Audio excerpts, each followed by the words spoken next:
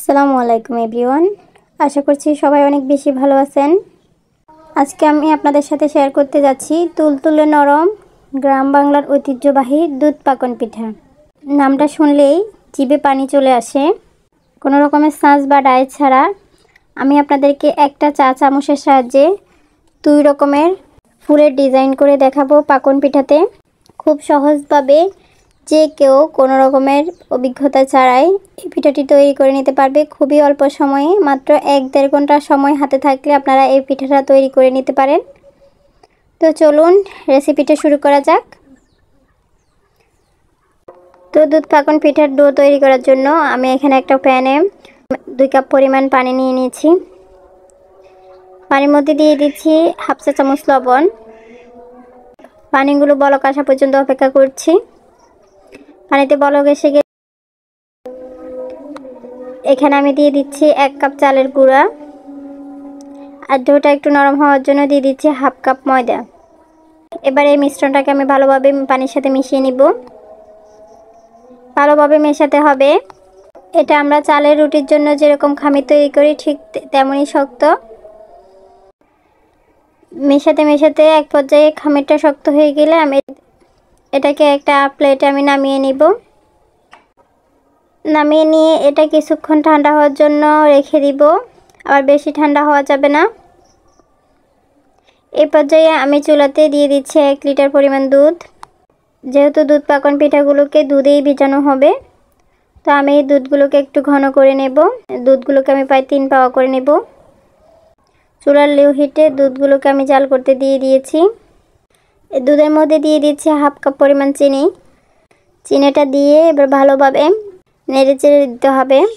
দুধটা প্রায় জাল করতে করতে 1 লিটার চেয়ে কিছুটা কমে গেছে। এরপর দুধের শিরাটাতে দিয়ে দিচ্ছি 2টা এলাচ। এলাচ দিলে সুন্দর একটা ফ্লেভার আসবে, তাই 2টা এলাচ দিয়ে দিচ্ছি।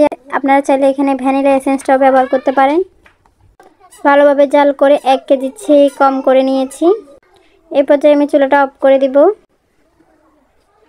এই পর্যায়ে দুধ পাকন পিঠা ডুয়ে দেওয়ার জন্য আমি একটা ডিম ভেঙে নিয়েছি। ডিমটা ভেঙে ফেটিয়ে নিয়ে নিয়েছি। এরপরে ডিমের ব্যাটার থেকে অর্ধেকটা ডিম আমি ব্যাটারে দিয়ে দিচ্ছি, দিয়ে মেখে নিচ্ছি।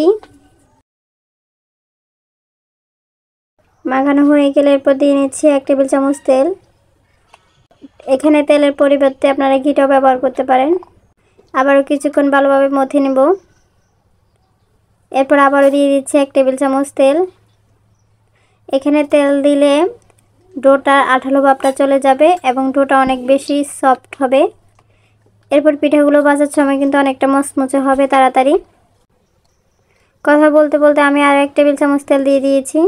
এখানে মোট 3 টেবিল চামচ তেল ব্যবহার করতে হয়েছে। এবার ডোটাকে আরও ভালোভাবে মথে নিতে হবে। মথতে মথতে এটা একটা সফট ডোয়ের আকার ধারণ করবে। এ পর্যায়ে আর মথতে হবে না। এবারে এখান থেকে একটা লিচি কেটে নিয়ে একটা গোল শেপ দিয়ে নিব। গোল শেপ থেকে একটা কিছুটা চ্যাপ্টা করে এরপর একটা চামচের সাহায্যে এভাবে, দেখুন আমি কিভাবে করছি, এভাবে আস্তে আস্তে দাগ কেটে দিব। দাগ কেটে দিলে দেখুন কি সুন্দর একটা গোল ফুলের আকার হয়ে গেছে। এরপর মাঝখানটাতে আমি একটু ছুরির মাথার সাহায্যে একটু গর্ত করে দিচ্ছি। আপনারা চাইলে আঙ্গুল দিয়ে এটাকে ট্যাপ করে দিতে পারেন, কেননা ভাজার পরে পিঠাগুলো একটু ফুলে উঁচা হয়ে যাবে, এজন্য মাঝখান বরাবর একটু ট্যাপ করে দিতে হবে। এবার আমি একটা পাতার শেপ দেখিয়ে দিচ্ছি। এভাবে ডোটাকে প্রথমে লম্বা করে একটু শেপ দিয়ে নিতে হবে, এরপরে এটাকে একটু চ্যাপ্টা করে দিতে হবে। এবার চামচের হাতলের সাহায্যে এভাবে দাগ কেটে দিয়ে মাঝখানে একটা দাগ কেটে দিতে হবে। তো বেশ তৈরি হয়ে গেল একটা পাতার শেপের পিঠা। সুন্দর একটা পাকন পিঠা তৈরি হয়ে গেল। এভাবে করে আমি সবগুলো পিঠা তৈরি করে নেব। দেখুন আমার 1 থালা পিঠা হয়েছে। এবার কিন্তু পিঠাগুলো ভাজার পালা। পিঠাগুলো ভাজার জন্য আমি একটা প্যানে তেল গরম করে নিয়েছি। মিডিয়াম আঁচে পিঠাগুলো ভাজতে হবে। এবার একটা একটা করে পিঠা আমি প্যানে দিয়ে দিচ্ছি। প্রথমে ধরে পিঠাগুলো নাড়াচাড়া করা যাবে না। পিঠাগুলোর একটা সাইড যখন এরকম ব্রাউন হয়ে একটু শক্ত হয়ে যাবে, এভাবে উল্টে পাল্টে ভালোভাবে উল্টে পাল্টে ভেজে নিতে হবে, মচমচে করে ভাজতে হবে। ভাজা হয়ে গেলে পিঠাগুলো আমি তুলে ঠান্ডা করে নেব। এভাবে করে আমি দ্বিতীয় পর্যায়ে আমার দ্বিতীয় পিঠাগুলো ভেজে নিব। এবার আমি একটা চ্যাপ্টা প্লেটে পিঠাগুলো দিয়ে সুন্দর করে সাজিয়ে তার উপরে দুধের শিরাগুলো ঢেলে দিব। দুধের শিরাগুলো কিন্তু ঠান্ডা অবস্থায় আছে, ঠান্ডা অবস্থায় পিঠাগুলো ঢালতে হবে, নয়তো পিঠাগুলো ভেঙে যাবে।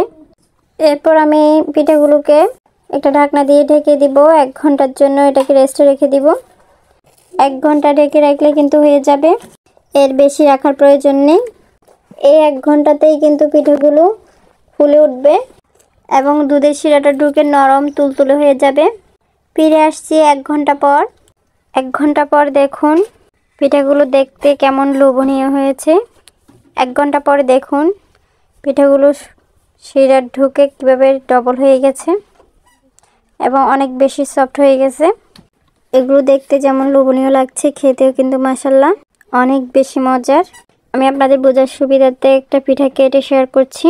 দেখুন কেমন সফট হয়েছে, শিরা ঢুকে একদম নরম তুলতুলে হয়ে গেছে। তো আশা করছি আমার রেসিপিটা আপনাদের খুবই ভালো লেগেছে।